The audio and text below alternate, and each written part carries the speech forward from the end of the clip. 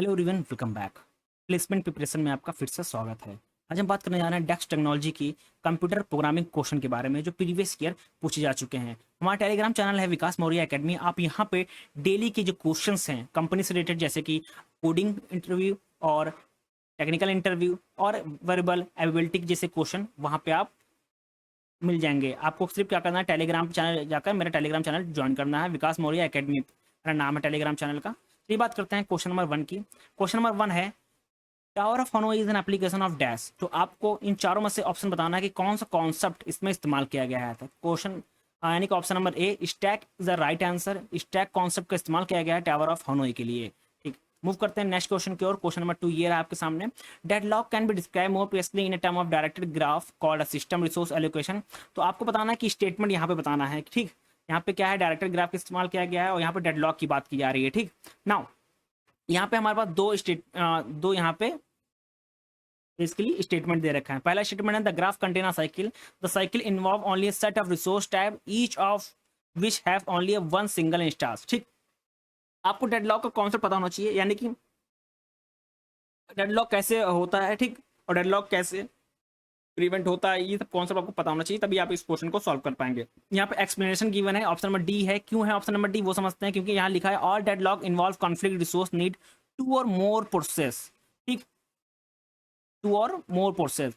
Here graph contain a cycle which involve only set of resource type each has only a single instance। यहाँ पे जो statement 2 में देखिए each one has a only one instance। इसका मतलब deadlock might be occur. जब सबके पास एक एक रिसोर्स है तो वो जो जिसको काम कंप्लीट करना है, जिसको रिसोर्स चाहिए सारे के सारे, वो उसको नहीं मिल पाएंगे क्योंकि सब लोग एक एक रिसोर्स लेके बैठे हुए हैं। तो यहाँ पे डेडलॉक आ सकता है, यानी कि डेडलॉक में एग्जिस्ट, यानी कि option number D is the right answer. ठीक, ना मूव करते हैं क्वेश्चन नंबर 3 की ओर। क्वेश्चन नंबर 3 ये रहा आपके सामने। कह रहा है कि you can create an interface to use it in a different part of the program by implementing it, but she forget to specify the access specified for each container method.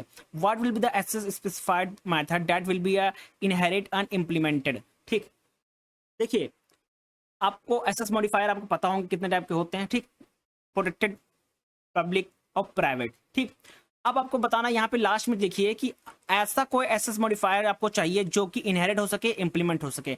अगर private लेंगे तो उसको हम लोग क्या नहीं कर सकते, उसको हम लोग क्या डिफरेंट पार्ट में इस्तेमाल नहीं कर सकते। प्रोटेक्टेड भी डिफरेंट पार्ट में इस्तेमाल नहीं होगा, सिर्फ ओनली पब्लिक ही है जो डिफरेंट पार्ट में इसका इस्तेमाल कर सकते हैं बाय हेल्प ऑफ इनहेरिट या बाय हेल्प ऑफ इंप्लीमेंट। जो एसएस मॉडिफायर है, यानी कि जो पब्लिक एसएस मॉडिफायर है, उसका इस्तेमाल कर सकते हैं डिफरेंट पार्ट ऑफ प्रोग्राम के अंदर यूज करने के लिए। ठीक, यानी कि अगर उसको कोड चाहिए, हमको मान लीजिए कि हमारे पास ये पब्लिक का इतना सारा कोड है, इसको डिफरेंट पार्ट में हमको इस्तेमाल करना है, तो अगर ये पब्लिक होगा तभी आप इसका इस्तेमाल यहाँ पे कर सकते हैं, अदरवाइज आप इसका इस्तेमाल नहीं कर सकते डिफरेंट पार्ट ऑफ प्रोग्राम के अंदर। ठीक, option number B is a right answer. ठीक, मूव करते हैं नेक्स्ट क्वेश्चन की ओर। क्वेश्चन नंबर 4 ये रहा आपके सामने। क्वेश्चन है what will the value of 10101b in a decimal number system. ठीक, आपको अगर देखिए यहाँ पे क्या है, यहाँ पे लिखा हुआ ये सिस्टम। ठीक, इसको हम लोग सबसे पहले क्या बाइनरी यहाँ पे दे रखा है, ये है 10101। ठीक, अगर इसको सॉल्व करते हैं हम लोग, ठीक, इसको देखते हैं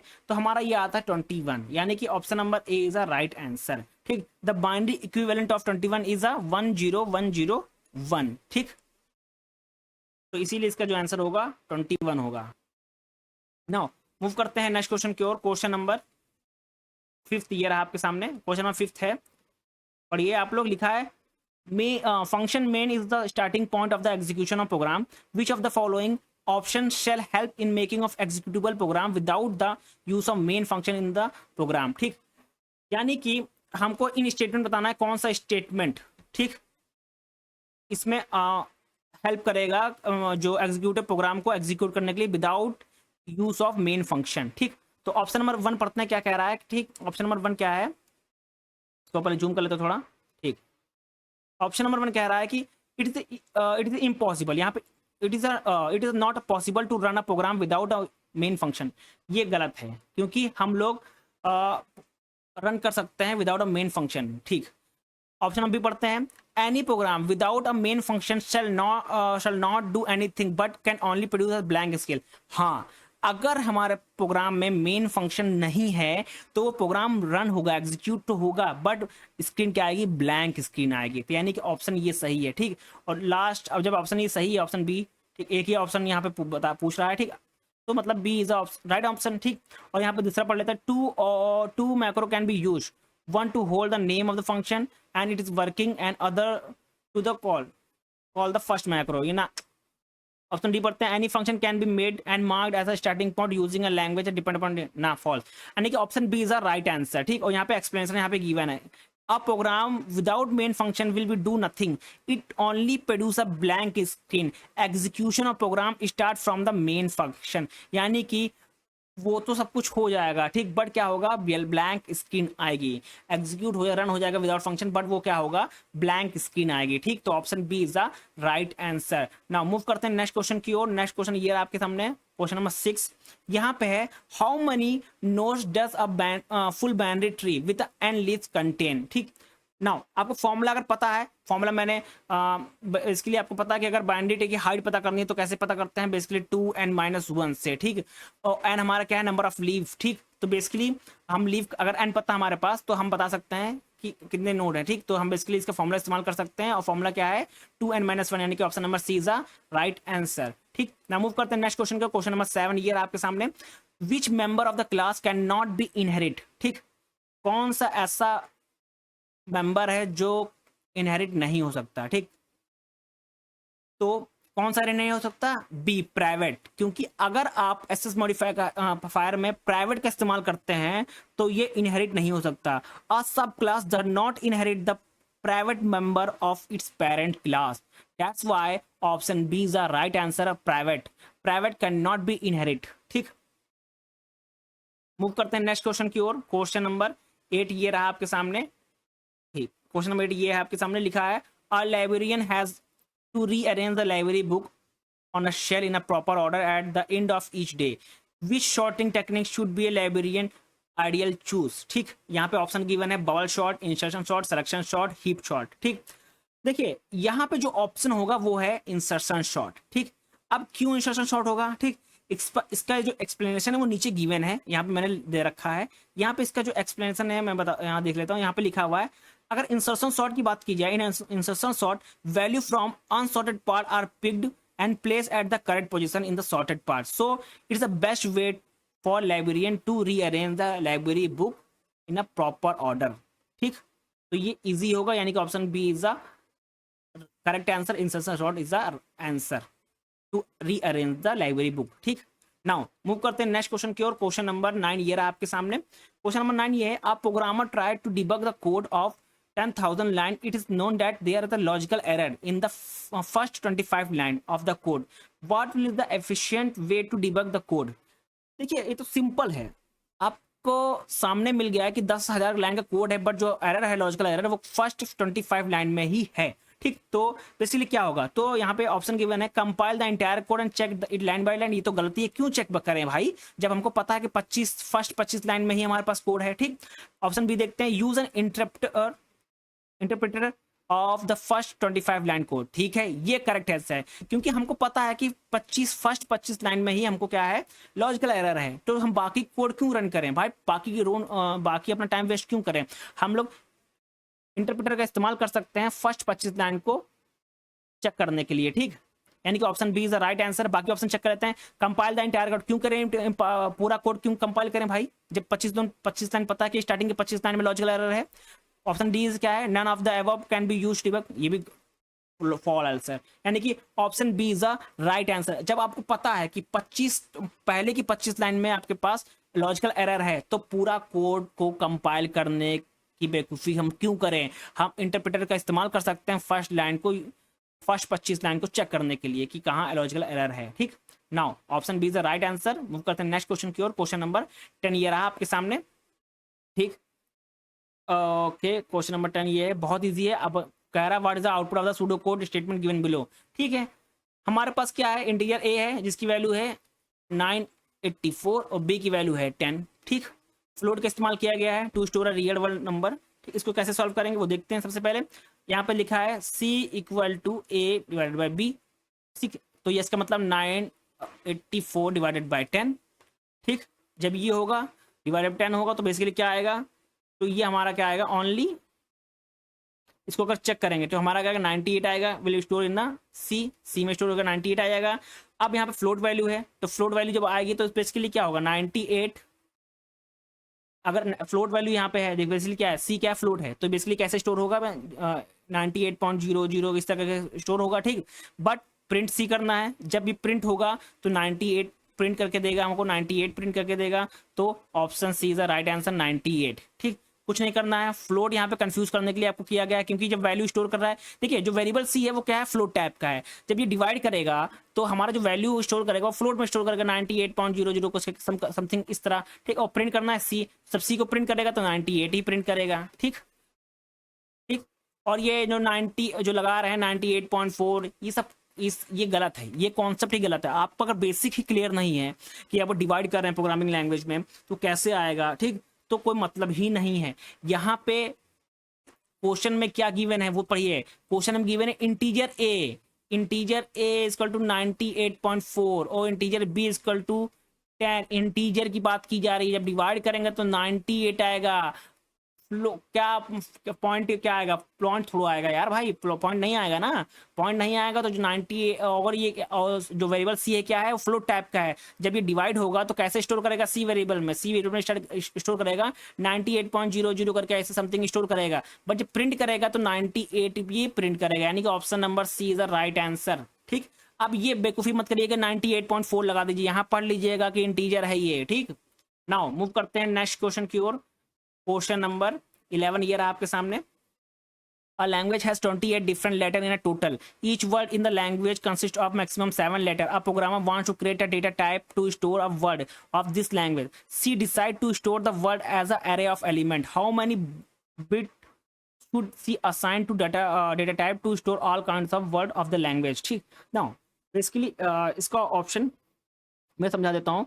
बाइनरी अगर बात करें, इन बाइनरी की बात करते हैं तो देयर आर टू पॉसिबिलिटी, कौन कौन सी, 0 and 1 अगर बाइनरी की बात की जाए तो अगर हम लोग इसमें देखें तो power of 2 basically we realize that 32 is the closest exponential result of 2 to 28, ठीक।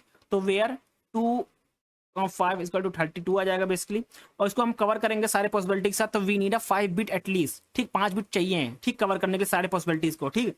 तो 5 बिट चाहिए, और हमको गिवन कितने गिवन है लेटर हमारे पास गिवन है 7 लेटर, यानी कि 5 बिट एटलीस्ट चाहिए ही चाहिए, ठीक। और हमको कितने लेटर गिवन है 7 लेटर गिवन है, तो 7 लेटर जब गिवन है तो number of bytes which we are required for, तो 7 into 5 यानी कि 35 बिट्स हमको रिक्वायर्ड होंगी, ठीक। सारी पॉसिबिलिटी कवर कर लेंगे। सिंपल अगर मैंने फिर से समझा देता हूं आपको, यहाँ पे लैंग्वेज की बात कीजिए कंसिस्ट ऑफ 28 लेटर्स हैं, ठीक, यानी कि और 7 लेटर्स हैं, मैक्सिमम 7 लेटर्स, ठीक। अगर लैंग्वेज की बात की जाए तो कितने लैंग्वेज हैव डिफरेंट लेटर 28, यानी कि अगर हम 2 ही प्रोबेबिलिटी होती हैं बाइनरी में 0 and 1 होती है, ठीक। अगर हम बात करें पावर ऑफ 2 की, we realize that 32 is the closest exponential result of 2 to 28, यहाँ पे देखिए क्या है 2 to 28, यानी कि 2 to 28 यहाँ पे है, ठीक। और इसके क्लोजेस्ट कौन सा है, ठीक, 32 इज द क्लोजेस्ट, ठीक। तो बेसिकली अगर 32 क्लोजेस्ट है यानी कि हमारा आएगा 2, ये तो 32 आएगा, ठीक। सॉरी फिर से लिख देता हूँ, ये 2 की पावर 5 32, ठीक। 5 यानी कि हमको मतलब हो गया 5 हमारे पास एटलीस्ट बिट चाहिए, एटलीस्ट 5 बिट चाहिए हमारे पास, ठीक। और मैक्सिमम लेटर कितने हमारे पास 7 है, तो हम लोग इसमें यहाँ से निकाल लेंगे कि नंबर ऑफ बिट्स कितनी रिक्वायर्ड होंगे, तो यानी कि 7 मल्टीप्लिकेशन बाय 5 कितना आएगा 35, यानी कि 35 बिट्स हमको यहाँ पे रिक्वायर्ड होंगे, तो answer B is the right answer, ठीक। समझ में आ गया आपको। नाउ मूव करते हैं नेक्स्ट क्वेश्चन की ओर। क्वेश्चन नंबर 12 ये रहा आपके सामने। यहाँ पे लिखा है X and Y asked to write a program to sum of the row 2 into 2 matrix store in array A, write X write a code A as follow, ठीक। ये हमारे पास कोड यहाँ पे गिवन है, ठीक। नाउ हमारे पास यहाँ पे कोड यहाँ पे गिवन है, तो इस कोड को समझते हैं पहले। फॉर है, ठीक, ये देखा है, चलिए ठीक। अब बात करते हैं, इस पे बात करते हैं कि ये क्या है, ठीक। यहाँ पे ऑप्शन गिवन है, ठीक। अगर इस टेक्निक की बात करें तो यहाँ पे अगर देख सकते हैं इस टेक्निक को, ये लूप अनरोलिंग टेक्निक है यहाँ पे इस्तेमाल किया गया है, ठीक। और steam light program execution time के लिए इस्तेमाल किया जा रहा है। तो अगर हम लोग यहाँ पे ठीक है, लूप लगा हुआ है, यहाँ पे सम किया हुआ है, एंड है, और वाई यहाँ पे Y writes code of code B as follow, यहाँ पे हाँ ठीक ये है।